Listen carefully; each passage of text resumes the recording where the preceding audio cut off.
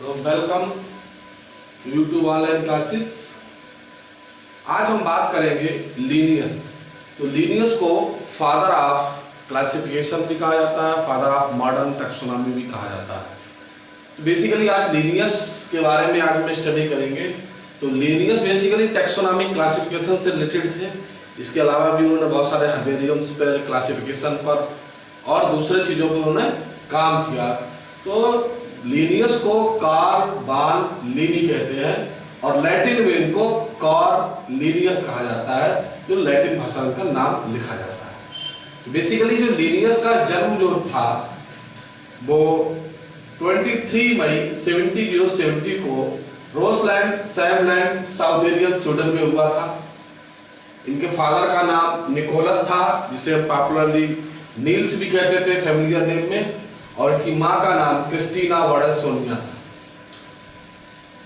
तो ये जब वहाँ पैदा हुए, ये बचपन से ही घर में खेले कूदे, वहाँ पर स्वीडन में रहते थे अपने फादर के साथ। जो फादर जो थे बेसिकली टीचर थे, और जो लीनियस थे बचपन से ही लीनियस का जो लगाव था वो प्लांट्स की ओर था। प्लांट को देखना, उनको पहचानना, उनके बारे में इंटरेस्टेड थे। प्लांट्स के बारे में उनका बहुत सारा इंटरेस्ट था। जब ये बड़े हुए थोड़े से, तो इनको जो था तो सबसे पहले एडमिशन करा दिया गया लोअर ग्रामर स्कूल में, बेक्सको में इनका एडमिशन करा दिया गया जहाँ ये पढ़ते थे। उसके बाद 1724 में बेक्सको में कर्नाटकाला में फिर इनका दूसरे स्कूल में एडमिशन हुआ हायर क्लासेज में, जहाँ पर इनको ग्रीक, हेब्रेयन और थियोलॉजी और मैथ्स का अध्ययन कराया इन्होंने। और 1727 में लुंड यूनिवर्सिटी में इन्होंने एडमिशन लिया हायर एजुकेशन के लिए। उसके बाद ये 1728 में 1728 में उपासना यूनिवर्सिटी चले गए, और उसके बाद इन्होंने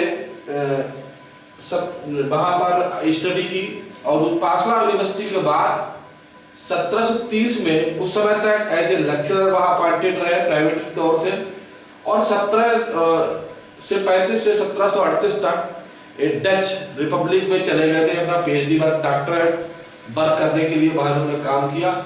और 1740 में इन्होंने प्लांट और एनिमल को क्लासीफाई किया। 1752 1760 में इन्होंने एनिमल को, प्लांट्स को, स्पीशीज को कलेक्ट किया और उनको क्लासीफाई करने का काम करा। और उसके बाद 10 जून 1718 को ये इनकी डेथ हो गई 70 वर्ष की उम्र में। तो बेसिकली जो इनका थोड़ा सा रहा जो वर्क था, लाइफ का क्रोनोलॉजिकल था। तो कार्बान लीनियस को बेसिकली बॉटनी का प्रिंस कहा जाता था, प्रिंस ऑफ बॉटनी कहा जाता था, निकनेम था, कोई प्रोफेसर को नाम दिया था। तो चूंकि पहले से बहुत सारे इंटरेस्टेड थे, यहाँ लुंड यूनिवर्सिटी में रहे, यहाँ भी बहुत इंटरेस्टेड थे, यहाँ बहुत सारे डॉक्टर्स मिले, कैलिन स्टोवेंस मिले, ओलिव टैकबैक, लार्स रोजरबैक थे जो इनके उपासना यूनिवर्सिटी और जो लुंड यूनिवर्सिटी थी यहाँ पर लोग मिले। तो इनके जो फादर के दोस्त थे उन्होंने सजेस्ट किया, तो उन्होंने बताया कि जो हमारा बच्चा है ये बॉटनी में बहुत इंटरेस्टेड है। तो वहाँ पे डॉक्टर्स थे, बेसिकली फिजिशियन थे, तो उन्होंने इंटरेस्टेड इन्होंने बताया। तो उन्होंने कहा कि इसको मेडिसिन की स्टडी कराई जाए, मेडिसिन पे इसको काम कराया जाए। और तो जब इनको वहाँ उपासना यूनिवर्सिटी में काम एडमिशन कराया गया, तो उन्होंने वहाँ मेडिसिन के साथ साथ ही एग्रोनॉमी और बॉटनी की स्टडी को भी चॉइस में इंक्लूड किया और उनको स्टडी की। और जब वो इस तरीके से अपना पढ़ते रहे, बहुत सारा काम था, तो उस समय टर्नफोर्ड का क्लासिफिकेशन था। तो उन्होंने टर्नफोर्ड क्लासिफिकेशन था, उसको चैलेंज किया था। एक उनका डिसर्टेशन था, तो उन्होंने उसमें दिया था प्लांट सेक्सुअल रिप्रोडक्शन का, कि जो प्लांट का क्लासिफिकेशन उन्होंने देखा कि प्लांट्स किस तरह के क्लासिफाई किए। क्योंकि लीनियस के समय तक कोई एडवांस क्लासिफिकेशन सिस्टम नहीं था, स्टार्टिंग था क्लासिफिकेशन सिस्टम। उस समय जो थे अगस्टिन पैरामिस डी कैंडोले ने क्लासिफिकेशन सिस्टम को बनाना शुरू किया था। तो उस समय तक लीनियस का जो क्लासिफिकेशन लीनियस से पहले था, उसमें जीनस या स्पीसीज नाम का कहीं भी जिक्र नहीं था। जब ये लीनियस जो थे अपना रिसर्च वर्क करने गए थे 1735 में, तो वहाँ लिपलैंड गर्भा बोथनिया में गए थे। वहाँ इन्होंने प्लांट का सर्वे किया और फिर वहाँ पर प्लांट सर्वे करके फ्लोरा लिपोलाइना करके इन्होंने उसको लिखा, रिटर्न करा। तब इन्होंने पहली बार फ्लोरा के अंदर जेनरा का या जेनरा नेम का जिक्र किया था, उन्होंने बताया था पहली बार। और इस तरीके से उन्होंने पब्लिश किया बहुत सारे।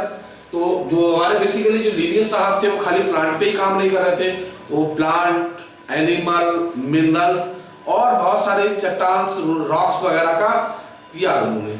और उस समय जब 25 इयर्स के थे तो ये 1732 में गल्फ ऑफ बोथनिया निकल गए, घोड़े से और पैदल ही अपनी यात्रा करते थे। और लगभग 20,000 किलोमीटर की यात्रा की उन्होंने। वहाँ से प्लांट्स और इनका कलेक्शन किया, उनका मार्फोलॉजिकली और स्टडी किया उन्होंने, और फिर उस तरीके से उन्होंने उसको अरेंज करा।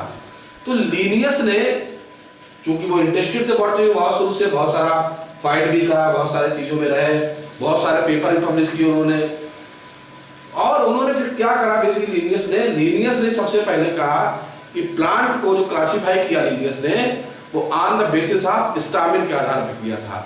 उन्होंने प्लांट में कितने स्टामिन पाए जाएंगे उस तरीके से उन्होंने कि जो प्लांट का ग्रुप उन्होंने क्लासीफाई किया था, on the basis of stamen यानी रिप्रोडक्टिव ऑर्गन्स के बेस पर उन्होंने ग्रुप को डिसाइड किया, अपना क्लासिफिकेशन दिया था।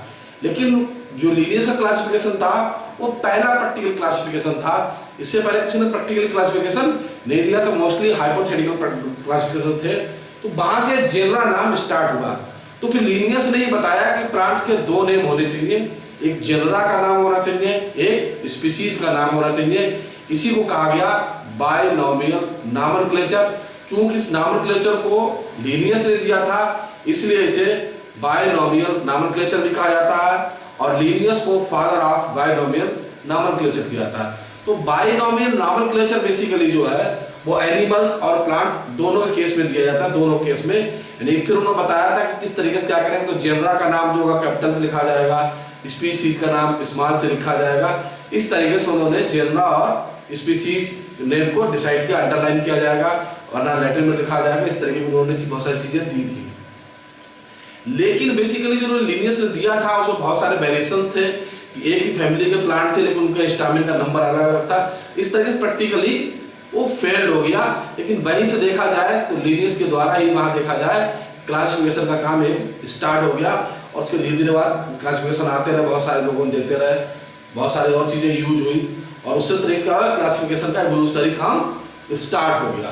तो लीनियस में देखा जाए तो लीनियस जो थे वो उन्होंने बहुत सारा रिवोल्यूशनरी काम किया था, और जो क्लासिफिकेशन का काम जो था वो था तो बहुत पहले से स्टार्ट कर दिया था, लेकिन जो स्पीड काम शुरू किया था वो लीनियस ने किया था। लीनियस के बाद बहुत सारे लोगों ने जो फ्लोरा और एनिमल के क्लासिफिकेशन पे काम स्टार्ट हो गया था। इसके साथ ही एपिडिकंडोलम इसलिए भी जानते हैं कि उसमें एपिडिकंडोलम ही जो थे वो पायनियर वर्कर्स थे बॉटनी के, और देखा जाए क्लासिफिकेशन में तो काम स्टार्ट किया था वो एपिडिकंडोलम ने ही किया था। उन्होंने ही ICVN का प्रारंभिक गठन भी किया था, और वहीं से इस पर काम क्लासिफिकेशन पर काम स्टार्ट हो गया। तो जो देखा जाए लीनियस एक हमारे पायनियर वर्कर्स थे, और उन्होंने लीनियस ने बुक लिखी थी जेनरा प्लांटेरम और क्रिटिका बॉटनिका नामक ये दो बुक लिखी थी जो बहुत ही इंपॉर्टेंट थी। इसका जेनरा प्लांटेरम का जो पब्लिकेशन हुआ था वो 1 मई को हुआ था। 1 मई 1736 के समथिंग इसका पब्लिकेशन हुआ था, मई में ही।